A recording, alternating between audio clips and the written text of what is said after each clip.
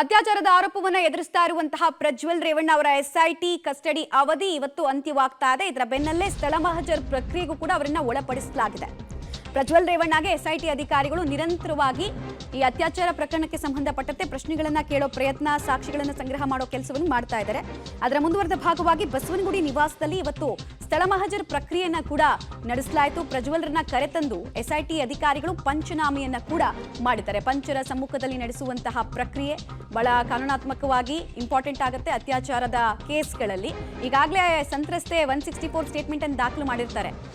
ಅದ್ರ ಜೊತೆಗೆ CRPC 161 ಅಡಿಯಲ್ಲೂ ಕೂಡ ಸ್ಟೇಟ್ಮೆಂಟ್ ಅನ್ನು ದಾಖಲು ಮಾಡಿರ್ತಾರೆ. ಸೊ ಆ ಸ್ಟೇಟ್ಮೆಂಟ್ ಅನ್ನ ಆಧರಿಸಿ ಇವರನ್ನ ತನಿಖೆಗೆ ಒಳಪಡಿಸಲಾಗುತ್ತೆ ಹಾಗೂ ಕೆಲವು ಪ್ರಶ್ನೆಗಳನ್ನ ಪಂಚನಾಮೆಯಲ್ಲಿ ಕೇಳಲಾಗುತ್ತೆ. ಸೊ ಆ ಪ್ರಕ್ರಿಯೆ ಭಾಗವಾಗಿ ಬಸವನಗುಡಿಯಲ್ಲಿ ಪಂಚನಾಮೆಗೆ ಅಂತ ಹೇಳಿ ಆರೋಪಿ ಪ್ರಜ್ವಲ್ ರೇವಣ್ಣನ ಕರ್ಕೊಂಡು ಬಂದು ಅಲ್ಲಿ ಪ್ರಕ್ರಿಯೆಯನ್ನು ಮುಗಿಸ್ತಾ ಇರೋದನ್ನ ಕೂಡ ನೀವು ಗಮನಿಸ್ತಾ ಇದ್ದೀರಾ. ಇವತ್ತು ಎಸ್ಐಟಿ ಕಸ್ಟಡಿಯ ಅವಧಿ ಪ್ರಜ್ವಲ್ ರೇವಣ್ಣದು ಅಂತ್ಯ ಆಗುತ್ತೆ.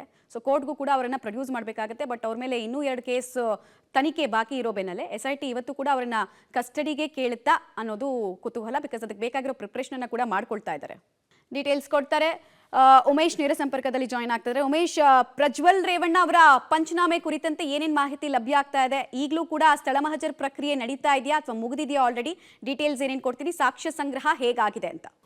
ಮಮತಾ, ಹೊಳೆನರಸೀಪುರ ಅತ್ಯಾಚಾರ ಪ್ರಕರಣ ಏನಿದೆ ಆ ಪ್ರಕರಣಕ್ಕೆ ಸಂಬಂಧಪಟ್ಟ ಹಾಗೆ ಶನಿವಾರ ಹೊಳೆನರಸೀಪುರದಲ್ಲಿ ಸ್ಥಳ ಮಹಜರು ಮಾಡಲಾಗಿತ್ತು. ಇವತ್ತು ಬೆಂಗಳೂರಿನ ಬಸವನಗುಡಿಯಲ್ಲಿರುವಂಥ ಪ್ರಜ್ವಲ್ ರೇವಣ್ಣ ಮನೆಗೆ ಇವತ್ತು ಪೊಲೀಸರು ಎಸ್ಐಟಿ ಅಧಿಕಾರಿಗಳು ಕರೆತಂದಿರುವಂಥದ್ದು. ಕೇವಲ 15 ನಿಮಿಷಗಳ ಹಿಂದೆ ಈಗ ಎಸ್ಐಟಿ ಅಧಿಕಾರಿಗಳು ಬಸವನಗುಡಿಯ ಪ್ರಜ್ವಲ್ ರೇವಣ್ಣ ಏನಿದ್ದಾರೆ ಅವ್ರ ಮನೆಗೆ ಸ್ಥಳ ಮಹಜರು ಕರ್ಕೊಂಬಂದಿರುವಂಥದ್ದು. ಈಗಾಗಲೇ ಆರೋಪಿಯತೆ ಸಂತ್ರಸ್ತ ಮಹಿಳೆ ಏನಿದ್ದಾರೆ ಆಕೆ ಏನು ಕೋರ್ಟ್ ನ್ಯಾಯಾಧೀಶರ ಮುಂದೆ ಏನು ಆ ಘಟನೆ ಪ್ರಕರಣ ಸಂಬಂಧಪಟ್ಟ ಹಾಗೆ 164 ಹೇಳಿಕೆ ದಾಖಲು ಮಾಡಿರುವಂಥದ್ದು. ಆ ಹೇಳಿಕೆ ಆಧರಿಸಿ ಇವತ್ತು ಇವ್ರ ಮನೆಯಲ್ಲಿ ಸ್ಥಳ ಮಹಜರು ಮಾಡೋದಕ್ಕೆ ಈಗಾಗಲೇ ಅಧಿಕಾರಿಗಳು ಬಂದಿರುವಂಥದ್ದು. ಅದಕ್ಕೆ ಬೇಕಾದಂಥ ಎಲ್ಲ ಎಲೆಕ್ಟ್ರಾನಿಕ್ ಡಿವೈಸ್ ಅಂದರೆ ಈ ಘಟನೆ ಹೇಗಾಯಿತು ಅನ್ನೋದ್ರ ಬಗ್ಗೆ ಏನು ಕ್ರಾಸ್ ಕ್ವಶನ್ ಮಾಡ್ತಾರೆ, ಮತ್ತು ಅದು ಆತ ಹೇಳುವಂಥ ಹೇಳಿಕೆಗಳನ್ನು ಕೂಡ ದಾಖಲು ಮಾಡ್ಕೋಬೇಕಾಗುತ್ತೆ. ಅದಕ್ಕೆ ಬೇಕಾದಂಥ ಸಿಸ್ಟಮ್ ಆಗ್ಬೋದು, ಪ್ರಿಂಟರ್ ಆಗ್ಬೋದು, ಎಲ್ಲವನ್ನು ಕೂಡ ಈಗಾಗಲೇ ಅಧಿಕಾರಿಗಳು ತೆಗೆದುಕೊಂಡು ಹೋಗುವಂಥದ್ದು. ಮತ್ತೊಂದು ಕಡೆ ಇವತ್ತು ಪ್ರಜ್ವಲ್ ರೇವಣ್ಣ ಅವರ SIT ಕಸ್ಟಡಿ ಕೂಡ ಅಂತ್ಯ ಆಗ್ತಾ ಇದೆ. ಈಗಾಗಲೇ 2 ಬಾರಿ ಅವರನ್ನು ವಶಕ್ಕೆ ಪಡೆದು ವಿಚಾರಣೆ ಮಾಡಿರುವಂಥದ್ದು. ವಿಚಾರಣೆ ಮಾಡಿದ ನಂತರದಲ್ಲಿ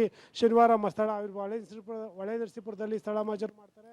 ಇವತ್ತು ಈಗ 11 ಗಂಟೆ ಹೊತ್ತಿಗೆ 11:30 ಹೊತ್ತಿಗೆ ಇಲ್ಲಿ ಕರ್ಕೊಂಡ್ಬಂದು ಈಗ ಮತ್ತೆ ಸ್ಥಳ ಮಹಜರು ಇಲ್ಲಿ ಬಸವನಗುಡಿ ಮನೆಯಲ್ಲಿ ಮಾಡ್ತಾ ಇರುವಂಥದ್ದು. ಮುಗಿಸ್ಕೊಂಡು ಮೆಡಿಕಲ್ ಮಾಡಿಸುವಂಥದ್ದು. ಮೆಡಿಕಲ್ ಮಾಡಿಸಿದ ನಂತರದಲ್ಲಿ 3 ಗಂಟೆ ನಂತರದಲ್ಲಿ ಕೋರ್ಟ್ ಮುಂದೆ ಓಕೆ ಉಮೇಶ್, ಹಾಗೆ ಸಂಪರ್ಕದಲ್ಲಿರಿ. ಸದ್ಯಕ್ಕೆ ಎಸ್ಐಟಿ ಅಧಿಕಾರಿಗಳು ಸ್ಥಳ ಮಹಜರ್ಗೆ ಅಂತ ಅತ್ಯಾಚಾರದ ಆರೋಪಿ ಪ್ರಜ್ವಲ್ ರೇವಣ್ಣರನ್ನ ಕರೆತರುವಂತಹ ಸಂದರ್ಭದ ದೃಶ್ಯ ಇದು. ನಾನು ಆಗ್ಲೇ ಹೇಳ್ತಾ ಇದ್ನಲ್ಲ, CRPC 161 ಮತ್ತೆ ಮ್ಯಾಜಿಸ್ಟ್ರೇಟ್ ಮುಂದೆ ದಾಖಲಾಗಿರುವಂತಹ 164 ಸ್ಟೇಟ್ಮೆಂಟ್ ಆಧರಿಸಿ ಇವತ್ತು ಸ್ಥಳ ಮಹಜರ್ ನಡೆಸಲಾಗ್ತಾ ಇದೆ.